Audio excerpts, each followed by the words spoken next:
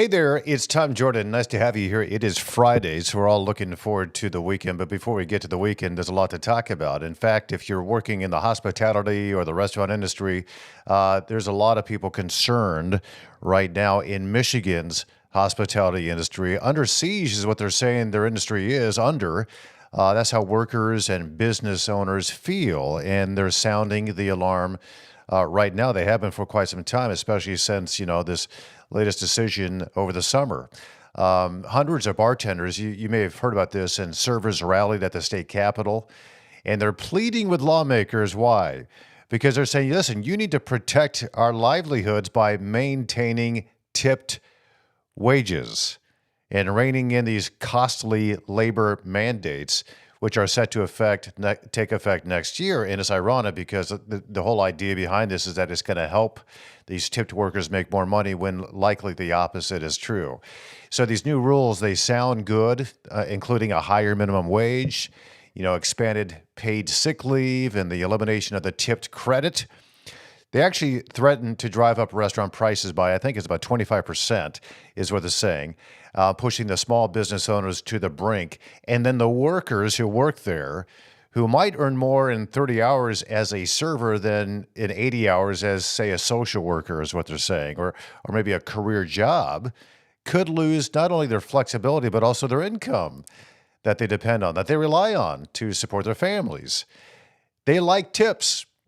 They make more in tips than the minimum wage, and they believe the increased minimum wage will take away their tips. And then the business owners, they're operating on these razor-thin margins. They're warning that, listen, these changes will force them to slash hours, they're going to hike prices, and they might even shut down the doors completely if this goes into effect, which it is actually, is the Supreme Court weighed in. So we'll get into that in just a bit. With Michigan risking losing more than just bars and restaurants, it risks the reputation as a destination for small business and tourism. I think that reputation is kind of out the window anyway. So we're going to get into this in just a few seconds with Kelly Cobb with the Mackinac Center for Public Policy. Looking forward to that. Just a few seconds away. Just a reminder, we'd love to hear from you as well. If you happen to work in the industry or you're a small business owner, what do you think about this? Chime in, comment, ask questions. We'll give those to Kelly so he can answer those questions on the fly, put them on the spot there. I'll try to answer them as well. It's in the comment section on YouTube, on X, on Facebook, wherever you're watching right now. And we'll get to those in just a moment. Also, the best way you can help Tom Jordan Live, simply subscribe. Click the notification bell, watch the videos, and share them as well. That's a big deal. All right, so workers in Michigan's service industry, they are fighting. You can see here there's rallies that have been taking place to demand that lawmakers preserve tipped wages and that they modify these new labor laws that could devastate their incomes. Upcoming changes are going to hit diners as well and businesses hard. A restaurant industry survey predicts that the cost of dining out or grabbing takeout could cost about 25% more because the new minimum wage increase and the paid sick leave requirements are set to take place in February. Thank you to the Michigan State Supreme Court. So the Supreme Court, their decision, they sparked the whole crisis. It is a crisis if you work in the industry or if you're a small business owner. This happened in July. The court upheld a policy that mandated higher minimum wages, expanded the paid sick leave, and then phase out, I think it's by 2027, of the tipped credit. So that leaves restaurant owners scrambling to cover the skyrocketing costs where they already have these incredibly razor-thin profit margins. It's tough to run a restaurant. We know that. Kelly Cobb is senior strategist at the Mackinac Center for Public Policy. He also previously worked as senior director of external affairs at the Cato Institute, but glad he's at the Mackinac Center for Public Policy. He joins us now. Hey, Kelly, how are you? Good to see you. Hey, Tom. Yeah, thanks for having me on. Appreciate it. Yeah, I appreciate you coming on and talk about this. And I know it's gotten a lot of coverage. It's gotten back and forth over the past few years. I think since 2018, when this kind of went into effect, the legislature stepped in. It was a Republican legislature back then. But it's gone back and forth, and there's been a lot of disagreement on this entire issue in terms of what is best for workers and what's best for business owners. Can you give us kind of the backdrop of what's been going on over the past few years and then what was decided this past summer in July? Yeah, sure. So back in 2018, they put a ballot measure on. They got enough signatures to put a ballot measure on that would have done all three of these things: raise the minimum wage, eliminate the tip credit for restaurant workers and hospitality workers, and then also instituted a paid leave policy. The legislature in Michigan has the opportunity, when signatures are gathered for a ballot measure, to vote, instead of putting it on the ballot, to vote to just enact it into law. And that's what the legislature did back in 2018. They voted to enact it into law. But then they also came back and amended what they had just enacted to scale it back a little, because they knew back then how destructive it would be to the economy. They knew that elimination of the tip credit would really severely harm the restaurant industry. They knew that the paid leave policy was going to hurt almost every business in Michigan. So they scaled it back. It was a strategy called adopt and amend. That went through the courts for years. And it was just this year, 6 years later, that the Michigan Supreme Court made a final ruling and said, the adopt and amend strategy was unconstitutional. So we're just going to assume that the first adopt part, when the legislature passed the law originally, stands, get rid of the changes that were made. But then on top of that, they said that because all that time had passed, they needed to figure out what to do, right? Because that was supposed to take place 6 years ago. So they effectively rewrote the law, the court did, in sort of an extrajudicial way, to come up with what they think the policy should be moving forward. So, in effect, they took away the power of the legislature to amend that law back in 2018, but assumed they had the power to pass it to begin with. And then the court itself went and legislated the fix. And so they put forth a ruling that was semi vague and confusing to a lot of folks in the industries. And then they came back and clarified that. And now we have some degree of picture of what's going to take place. So in January 1st, as every year, the minimum wage will go up. But in February, on February 21st, all three of these policies go in place. So the minimum wage will jump up even more. The tip credit will jump up and then begin a slow phase out. And then the paid leave policies will take place, where employers are going to have to start tracking time and giving paid leave to all employees, every employee in the state of Michigan. Okay, so this is amazing to me because it's very ironic that the court has ruled what the legislature did was unconstitutional.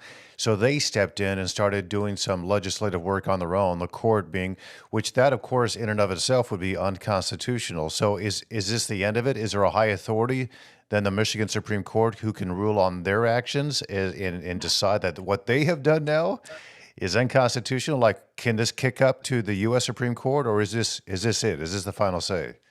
Well, this is basically the final. I mean, we've got state law and the state Supreme Court. Of course, the court can always overturn its own precedent in the future, but right now the main focus is in the legislature. The Okay. legislature can still come back and amend this law now.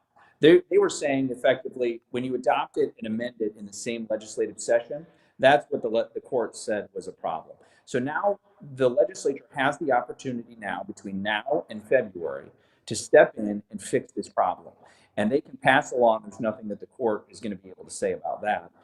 They have that full authority. And that's what they should do. That's what they need to do, is come Okay. back and fix what the Yeah. court ordered. So they can amend it now. They just couldn't do that, adopt and amend in the same session. So basically, this iteration of the state legislature, it's still Democrats in control of the House and the Senate, and of course the governor's office as well, until next year when the House will have a GOP majority. Do you have any sense of how they're expecting to rule on? I mean, not rule, vote on this. Is this going to come up prior to then? And if it doesn't happen by now, by the end of the year, do you think when the GOP takes over the House, at least, that this will come up prior to the February implementation? Yeah, so in this lame duck session, where there's really no more accountability because the elections already happened and some of the lawmakers are making their final votes before they leave office, nobody has a crystal ball. And even the Speaker of the House has said he doesn't know what's going to happen. Um, it's hard to say. You've got a lot of infighting between more moderate Democrats who have called in sick on some days, and some have said that they don't feel that they should be passing a lot of stuff following an election where voters clearly indicated the state needs to take a different direction. And then you've got progressive lawmakers who say this is our last chance. We were first elected 2 years ago to get these things done, so we need to do a lot of stuff. So on this issue, you've already had the One Fair Wage group, which originally was behind this ballot measure, come out and say, we will remember if the Democrats vote to unwind this law. And Oh, you've also had unions, which are an insanely powerful force behind the Democratic Party, come out and say not to amend what the court has ordered. So I don't know that this is going to get done. My guess is that this would not get done by a Democratic controlled legislature between now and the end of the year. But bills have been introduced to fix it, predominantly by Republicans. And some Democrats have come out and said that some pieces like the tip wage need to be fixed. So what I think is more likely to happen is that next year when the Republicans take the House, they'll start passing laws uh, to amend this court order, and they will push it to the Senate, which is democratically controlled, and there will be some negotiation that happens there to try to get this solved. yeah. Well, listen, for one point that you made that a lot of Democrats have been calling in sick. I call them heroes because they're realizing there's been a mandate in the state, and we can't. It's not fair to the people of the state to start ramming things down their throat before they get kind of their power at least wanes after the first of the year.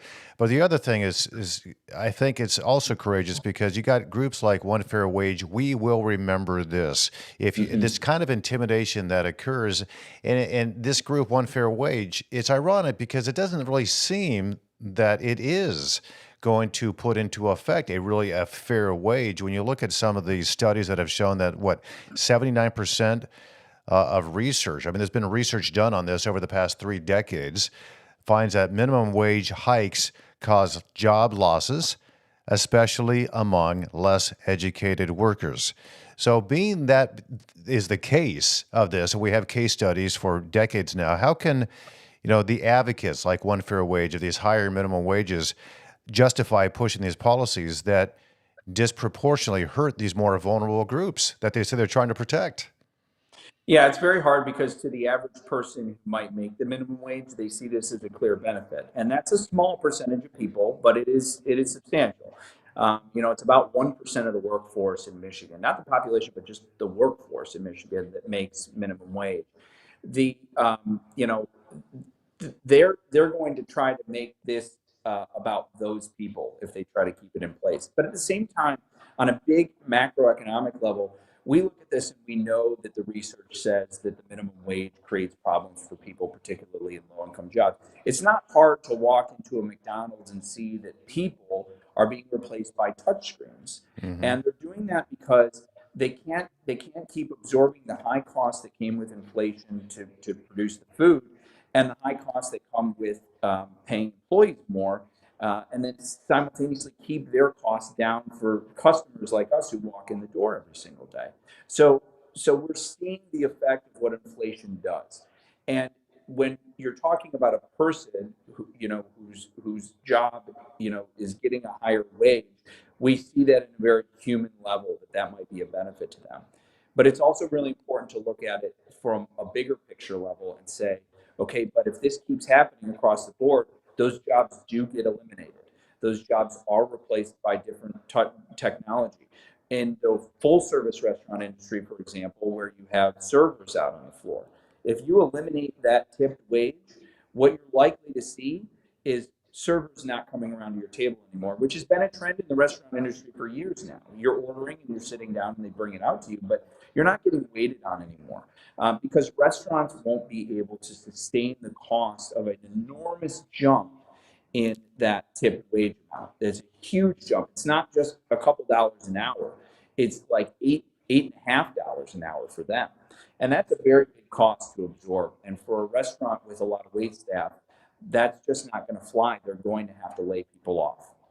Yeah, there's no question about it. And it's funny because it's not funny, but it's funny in a sad sense that I was driving around yesterday and I was looking at these restaurants that I used to go to that are now closed. And that was Mhm. largely in part, I think, because of COVID and the shutdowns. They just could not sustain because their margins typically, I think in the restaurant industry specifically, is about, I think, 3 to 7%. I think it's in that range. But you add these costs onto it, it just takes it over that, right? So, I know there's restaurants in Bay City and elsewhere who are already shutting down because they can't maintain the cost as they are today. The status quo. But if they go up, I mean, what does this portend in your view? I mean, you've touched on it. Obviously, they're not going to be able to sustain this. It's either layoffs or they're going to shut down. Are those really the two options that exist for these restaurants in particular who are already operating on these very tight margins? Yeah, that is what the industry is saying, and that is what the employees are saying. If you look at the industry, that they have said that about 94% of restaurants in a survey recently done as a result of this said that they're going to have to raise prices. There's no way to compensate their employees without passing that cost off to all of us who eat there. 60,000 job losses is a potential impact of that, up to that many job losses, particularly for full service restaurants where the tipped wage gets eliminated. So that's a huge problem. And when you add on to that, that about 40% of full service restaurants are already unprofitable. They're already unprofitable. They're not even making that 2 to 5% profit margin. That means that they're gone first. And the industry is estimating that about 1 in 5 restaurants would close in Michigan just because of the tip wage portion of, of this law. So that is hundreds of thousands of people that would be Hmm. impacted by this, and potentially up to 40 to 60,000 people having these jobs eliminated altogether. And it's not like they could leave hospitality and go to another restaurant. That's because the restaurants will close.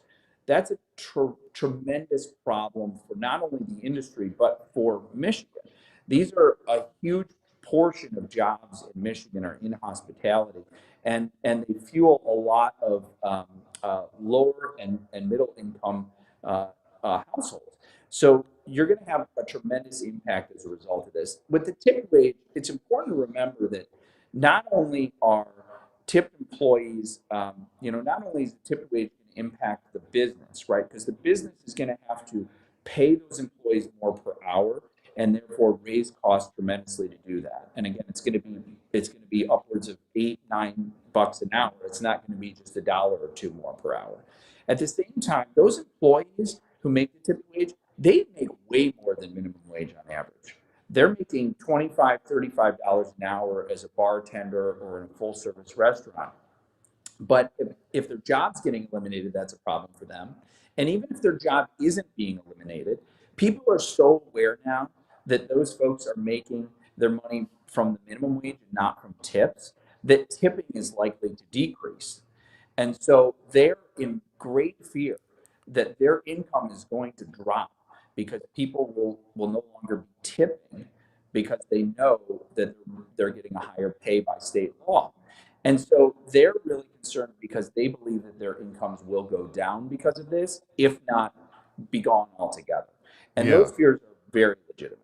Yeah, so I have a son who works in the restaurant industry, and he has his degree, but he's choosing to stay there because he is based on the tips that he's making. He's making a good living, more so than he would if he got into his field of study. He's like, this is not worth it for me. He's got 3 kids. It's like he can afford to raise them more on what he's making now, but this kind of situation.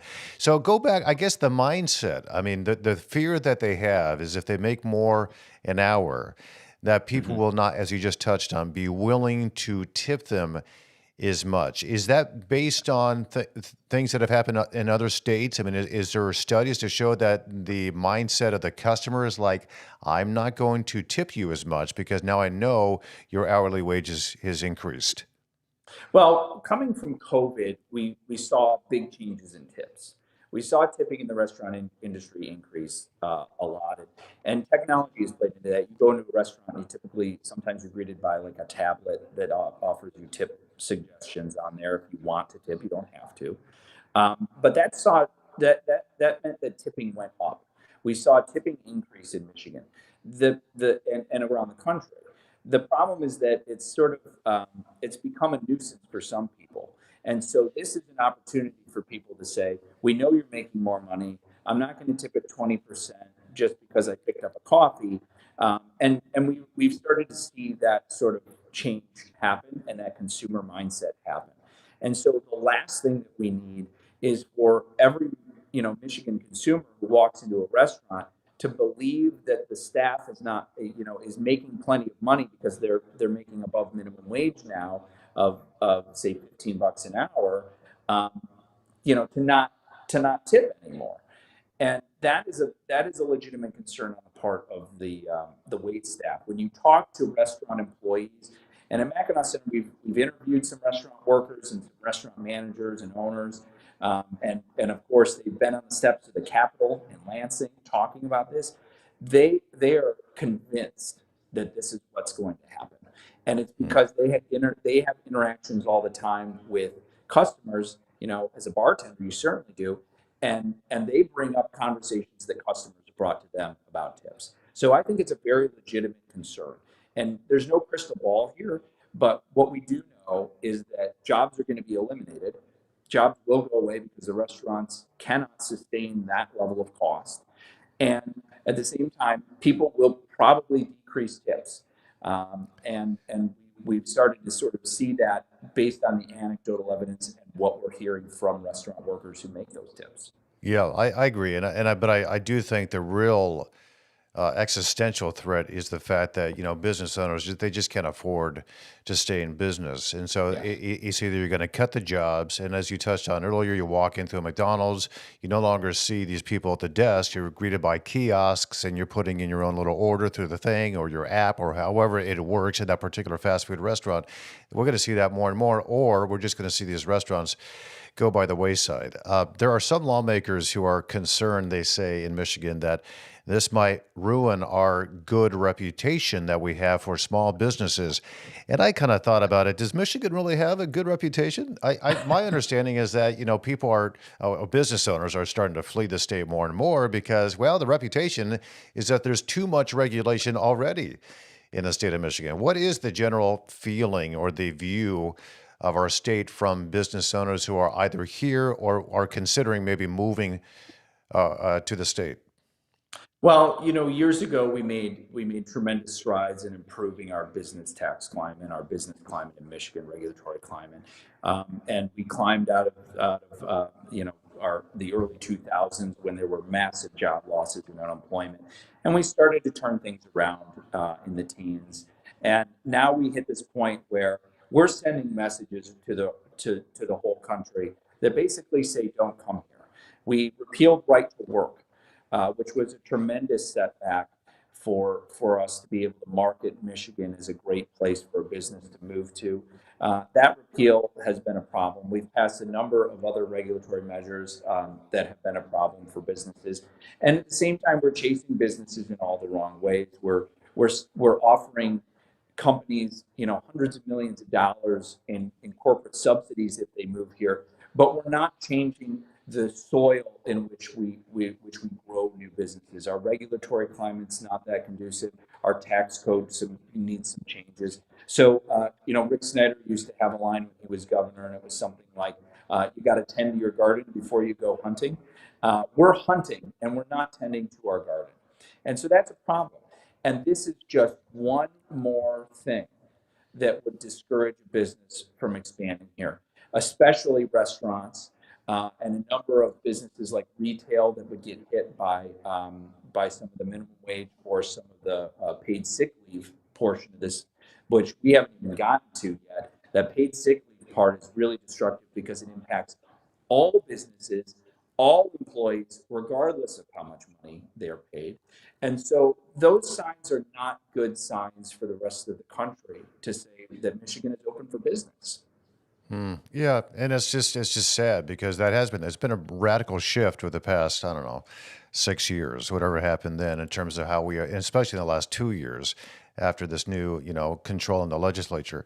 There's case studies. There's Washington, D.C., there's Chicago, there's California, there's elsewhere around the country that they've seen what's happened is the percentage of tips go down because of, the perception and the customer base about how much they're already making. But, you look at The Economist, what they're estimating. You all have written about this at the Mackinac Center for Public Policy. About the economists are estimating that if and when this all goes through, we could lose about 43,000 jobs Yeah. in the state of Michigan. So I don't think that's something that these lawmakers are unaware of. I think they can read just like I can what you all have written and other economists have said that what this is going to do to the economy. Based on that information, do you think that they are going to amend this, and the legislature is going to come back and say, no, we're going to change this altogether? I think the most likely thing to be amended of those three parts, the minimum wage, the tipped wage, and then the paid sick leave, the most likely is the tipped wage would be fixed, and that portion would go back to being a tipped wage instead of being eliminated.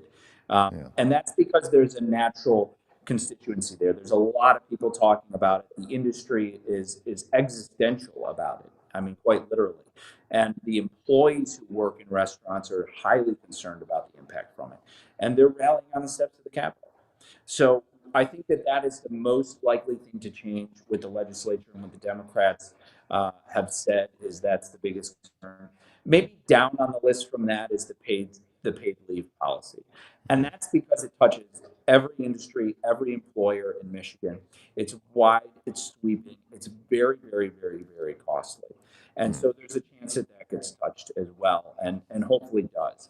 Yeah. The minimum wage is probably last on the list of the three things. It's a tiny uptick. It's a big jump at first. It's about $2 between January and February of next year. It'll jump by $2, which is actually quite costly. It doesn't sound like much to the average person, but when you multiply that by how many people are working on a shift, how many hours they're working, how many days in the week, it's a lot of money. And over the course of a year, that can really be costly for a business. But that's probably last on the list because there's just not a lot of people who still make the minimum wage. So my hope would be, and my guess would be that they do come back and push to fix this, and they'll need to put pressure on maybe some Democrats in the Senate to support it. It'll pass through the House. And then some pressure needs to be put on Governor Whitmer to sign this because it does need to be fixed by February of next year. Yeah, we'll see if she responds to the pressure. Her strong ideology suggests she might not, but we'll find out. So much appreciate what you do there at the Mackinac Center for Public Policy, have for many years. And Kelly Cobb, senior strategist at the Mackinac Center for Public Policy. It's really good to talk to you. Thanks for your insight, and thanks for staying on this to inform my viewers, but all of us in general. Thanks so much, Kelly.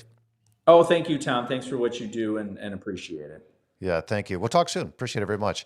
Yeah, this is a huge deal. I feel for people. Listen, I know that tips have gone up ever since COVID, and you probably gone to a coffee shop and you see that screen turn around, and you just tip them. I think it's important, but I think that is going to change because it has changed in Chicago, Washington, D.C., the states of California and Washington. People tip less when those increased minimum wages and you get rid of the tipped wage credit. People end up figuring it out and they tip these employees less. But the bigger issue is that coffee shop or that restaurant might actually go out of business, and we're going to see more empty shells around Michigan of structures that used to be thriving, which are now empty. There's too much of that already in the state. We're trying to reverse that trend. Remember Detroit, it's like 80,000 abandoned buildings in 2013, and they're turning it around slowly but surely. Let's not go backwards. And I think the elimination of the tipped wages will destroy workers' earning potential. It will. Servers who make significantly more as tipped employees than they would under a flat minimum wage. It's proof that the current system works. And replacing it with a standardized model not only ignores the realities of the service industry, but also, it penalizes workers who rely on tips to support their families and maintain flexibility. And I know that's the case. I talked to a lot of people. I think I forget that girl's name there, but she gave a great speech when she was at that rally. She works at the Peppermill Cafe. Depends on tips, and this will do away with it. A lot of people at the Capitol there about a month ago or so, a few weeks back. And small businesses, they can't survive on these razor thin margins under these mandates. The restaurants typically operate with profit margins between, I think, is 3% and 9%. Kelly was saying maybe 2 to 5 is more reality here. But that leaves no room to absorb the increased costs of a higher minimum wage and the expanded sick leave, which will, as he said, probably stay in effect. But it's high time. I don't think we're ready at all to raise the minimum wage in the state of Michigan, especially after what's resulted after the pandemic. The result is it's going to result in higher prices for customers. So if you like a hamburger, they used to cost $7 and now they're already about 12. Expect that to go to $16 or $17. Are you going to keep buying that on a daily basis? Probably not. So higher prices, there are going to be fewer jobs available. Again, more than 40,000 jobs expected to be eliminated if this goes through, and then more shuttered storefronts across a variety of Michigan communities. 25% costs increase. You're going to raise the costs. It'll drive customers away. There's no question about it. So dining out, takeout will become luxuries, and they kind of are already, right? We probably all should eat more at home anyway, but grocery prices are through the roof too. But they, in general, will become, less of an occurrence for families, instead of more of a luxury instead of a convenience is the way I want to say it for many families out there. So leading to a pretty steep decline in demand for the restaurants. And it's going to trigger a domino effect, layoffs, closures, lost tax revenue for the state. Michigan can't afford that. So the whole thing just seems to be just a house of cards ready to collapse. All right, so we're going to get to headlines. A lot happening overnight. We'll get to those in a moment. But first, a quick message from my good friends at Executive Wealth Management. Listen, if you're thinking about wealth, it's complex. Wealth is. But with the right partner, it doesn't have to be. Executive Wealth Management is dedicated to simplifying the complexities of managing your wealth by offering integrated solutions that cover every aspect of your financial life, from retirement and financial planning to investment management and even tax and legal strategies. They do a lot at Executive Wealth Management. It brings it all together so you can focus on what matters most, living your life with confidence. As I say right there, their team of experts, they work seamlessly across these key areas to ensure that your financial future is secure and well managed.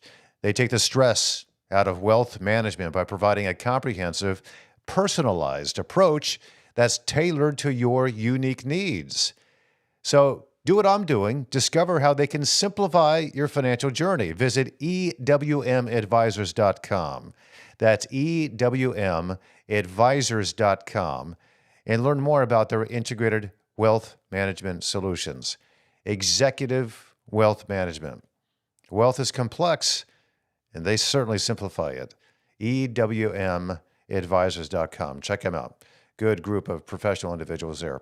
All right, to some headlines here. Want to dive into this. This was big news yesterday. Wow, what a turn of events. Donald Trump has now named Pam Bondi as the Attorney General after Matt Gaetz withdrew from consideration after a lot of controversy surrounding him. And it's a fast-paced turn of events, but Trump names, they're good friends, the former Florida Attorney General, Pam Bondi. That's his pick now for the U.S. Attorney General. She's well qualified.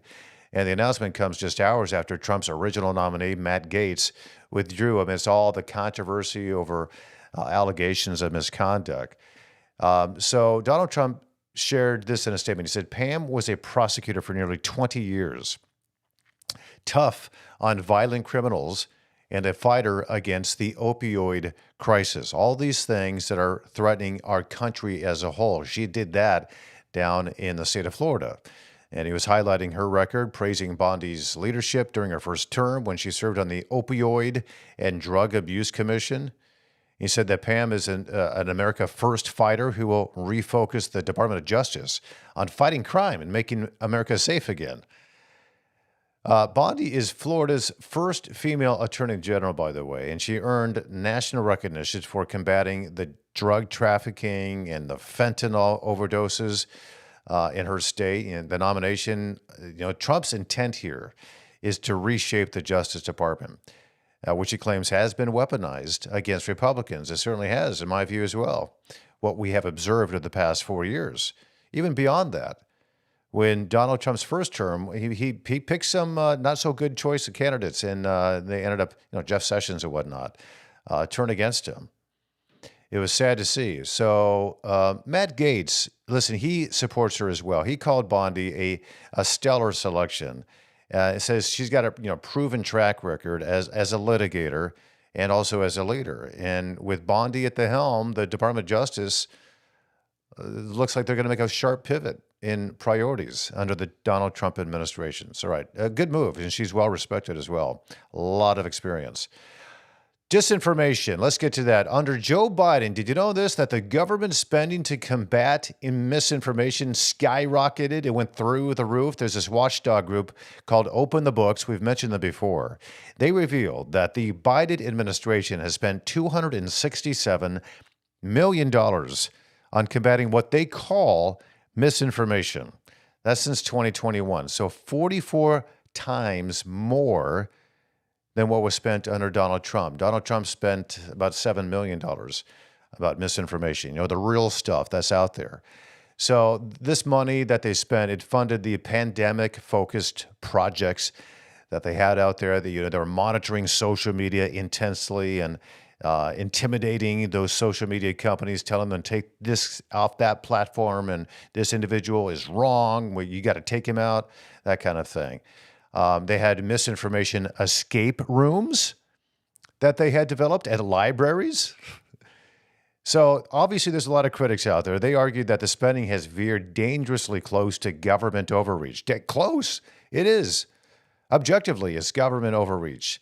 It undermines free speech. It has been for the past several years by making federal agencies the gatekeepers of truth. And they'll say things like, the government will, pay only attention to what we tell you. Anything else should be considered disinformation. Jocelyn Benson, the Secretary of State of Michigan, is one of those who have said such statements. So the CEO of Open the Books, his name is John Hart. Here's what he said about it. Put it pretty bluntly. He said, the best way to counter misinformation isn't censorship. It's more transparency and open debate. That's what my interview the other day with Hillsdale College was arguing for. More transparency. That's how you counter disinformation. So a lot of the programs out there, they were scrutinized for the ideological bias that were included. Their effectiveness was questioned as well. Many were wondering if the massive expenditure did more harm than good in America's information war. I don't wonder about it. I think it absolutely did. And if you remember the disinformation czar, when she came out and, this disinformation board that was being created by that guy, Alejandro Mayorkas and Joe Biden, it was, and they're calling it disinformation, essentially an existential threat to this country. We need to stop speech, is what they were arguing for. Big ruse, and that's not how you deal with false information. You get more people talking from all sides to figure out what's true. All right, big news out of Russia as well. Russia has sent a pretty chilling message to Ukraine and also the West. That includes us here in the United States, firing a newly developed intermediate-range ballistic missile. The Oroshinik is what it's called, at the Ukrainian city of Dnipro.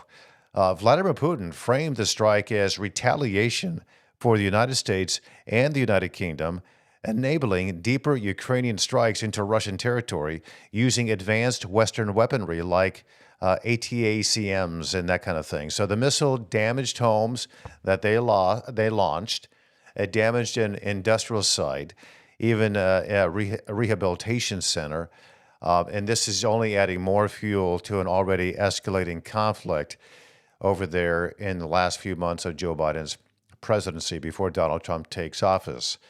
I think both sides are seeing what Donald Trump might do here, and Russia in particular is kind of afraid. So Ukraine initially claimed the missile was an ICBM, which was an intercontinental ballistic missile, which would have been a very dangerous escalation if that had been the case. But the United States officials, they later confirmed that it was an experimental IRBM, which is more regional. And it did stop short of crossing nuclear lines, thankfully. But the Kremlin's warning was pretty clear. Any Western support for Ukraine could trigger mirror responses. And that's Putin's rhetoric out there. But it does echo the Kremlin's lower threshold for nuclear retaliation. It's this doctrine now that justifies nuclear responses even to conventional attacks from nations supported by nuclear powers. So that's a major change in policy in their doctrine over there. If it's just rhetoric, okay, that's one thing. But if he means it, that's highly concerning about it. So if you strike Russia, not with a nuke, but with a missile, and you happen to be a country that has nuclear weapons, their new doctrine is that, well, they can now strike you with a nuke. I don't know if they would go that far. I think if they did that, that would just be the end of those two civilizations. Russia would be over, and whoever they strike as well, whether it's someone in the West, whether it's Ukraine, whether it's the UK or the United States. It was time the strike was to coincide with Ukraine's Day of Dignity and Freedom. So Russia is pretty determined here to crush its neighbor's sovereignty. We know that. And Europe's scrambling to assess the attack, and condemnation is mounting, of course, over this. But the West is facing a lot of pressure now to respond, in kind at least, to Putin's overt escalation without falling into his trap of nuclear brinkmanship. So, is it just rhetoric, or does he mean what he says? I don't know. I don't know if we want to find out, but listen, it can't go unanswered. There has to be a response to this because remember, Vladimir Putin responds to strength. It'll be interesting to see how Joe Biden responds to this, and if it doesn't do anything, how Donald Trump will eventually respond to it once he takes office. We'll find out. Love to hear from you. It's always fun to talk and to engage with my viewers and listeners here. It's time for some comments and some questions. Let's bring one up here to see who's out there and chiming in. Oh, our Paulus is back. Good to see you there. Who pushed for this? Why? Is it graduates of social studies and women's studies who are obnoxious? Waiters doing you a favor by existing?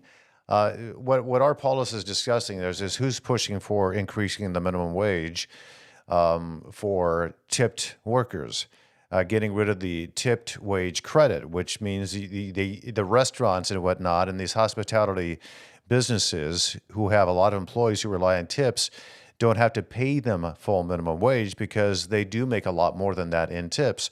The groups out there like One Fair Wage is what they're called. What they're trying to claim that if we boost the minimum wage that these people are going to make more money. What they're not considering is the fact that the tipped workers themselves don't want this because they know they'll make less money because people will tip them less. We know that from decades of research and study and these case studies that exist in other cities and states that have already done this. The tips have gone down in those places. So they're looking at that saying, we don't want you to do this, please. Let us continue to make tips. And we're fine where we are. Maybe you have good intentions, I don't know, but it's not going to work. We know that's the case. So not only is that the issue there, but there's also the issue of the fact that, listen, the businesses can't afford it. If you're operating on maybe a 2 or 3% profit margin, and you got to increase, so this will take place in February, I think February 21st of 2025, or just a few months away. That suddenly from January to February, suddenly the hourly rate is going to increase by $2 an hour. You got 10 workers on a shift and they're working an 8-hour shift. That's a big increase. That probably overwhelms the profit margin. So what happens? Prices have to go up. You're going to get fewer customers coming in because they can't afford the higher prices. So what happens? The restaurant ends up going out of business and then nobody has a job. So the economists now they're estimating that if this goes into effect, like the state Supreme Court says they've got to do it, And in fact, the state Supreme Court is recreating the laws to implement this, which is completely unconstitutional. They're not allowed to do that. I mean, it's ironic, and I said this to Kelly Cobb from the Mackinac Center, that it's ironic they would do this because the reason why they ruled in July against the legislature in this is because they claimed that what the legislature was doing was, the adopt and amend in the same legislative session was unconstitutional. So you can't do that. So they make an unconstitutional step, the state Supreme Court, and rewrites the laws to implement the policy. They're not allowed to do that. So hopefully what's going to happen, long way of answering your question here, R. Paulus, but hopefully what's going to happen is that there's going to be enough pressure on the House and the Senate. Right now it's controlled by the Democrats, and then enough pressure on Governor Whitmer, another Democrat, to reverse what they've been wanting to do now for a very long time. And that some Democratic lawmakers, they kind of sit out of the session, so they lose. And the Republicans win in this because we know it's going to be bad for the Michigan economy, which is already teetering. And people are moving out of the state. And one of the reasons why is because Michigan is becoming, much like California is, a very bad place to do business. So let's reverse these horrific policies that Democrats, frankly and honestly, have put in place over the past couple of years since they've gained control of the House and the Senate. So who's behind this? Largely Democrats have been, because it sounds good when they're running in an election. We're going to increase your hourly wage. Vote for me. It's a nice little bumper sticker slogan, but if you look into it, it actually does the opposite. It destroys economy, it destroys businesses, and it destroys how much you actually do make an hour if you're earning tips. So that's why they do it, and that's who did it, Democrats who are now in power. Thanks for that, R. Paulus. Always good to hear from you, and thanks for your great questions and comments. All right, let's bring up another one here. We have Harry Sakalian is back. Hi, Harry. Hi, Tom. Wondering how this legislation will affect the dishwashers, the food prep workers, the table busters, etc. Thanks, Harry Sakalian. Well, in terms of the dishwashers, I don't know if they actually, I'm sure people share their tips. When I was in the hospitality industry, we would, you would share if you're a waiter, you share your tips with a bus boy or the bus girl. So it would affect them, and probably the same way it would affect a waiter, because I think they rely on tips as well. So I would think they would fall into that category.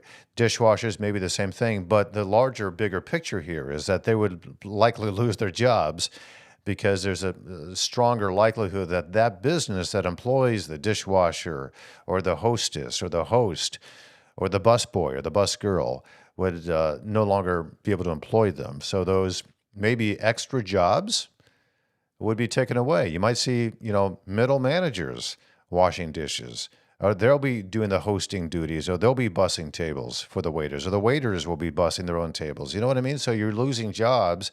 It's all about efficiency. And if you're losing profits in this, you got to do whatever it takes to make. That's why you're in business, is to make money. Business owners aren't evil people. They're actually trying to make a wage too, so they can pay for their rent or their mortgage or for their kids' food and clothing and that kind of thing. That's all they're doing. They're just approaching it different than an hourly worker. They decided to start a business, and that's how they're going to earn their wage. And by doing that, they hire other people so they can earn wages as well. So this whole mindset that, business owners are evil and they're greedy, that's not accurate. In some cases, yes, but the vast majority of the people are just barely getting by, and they're taking on loads of responsibility. And this government is putting on tons more responsibility on their backs and on their shoulders that, frankly, they're probably not going to be able to bear. So I do hope this gets reversed, because I would hate to see these places in our communities that make your little towns look like they're hustling and bustling and doing fantastic go away. And then again, you have empty shells of formerly successful structures. So, all right. Thanks so much for your comments. Remember, just a reminder, help us out. Share the content, share the videos, like them, and watch them through. That helps us out more than you realize. It's free of charge. All you got to do is watch. And then that helps us out here very much at Tom Jordan Live. You can also go on to Patreon, Tom Jordan Live, if you care. You can donate on a monthly basis, a subscription, and very cost effective. It's about $2.50, maybe $5 a month. All of that helps us out tremendously. So thank you so much. Most importantly, thank you for being part of my day. It's wonderful to have you a part of my day. Thanks for watching. Have a fantastic weekend. We'll see you back here Monday, streaming live on Tom Jordan Live, 9 a.m. Have a great weekend.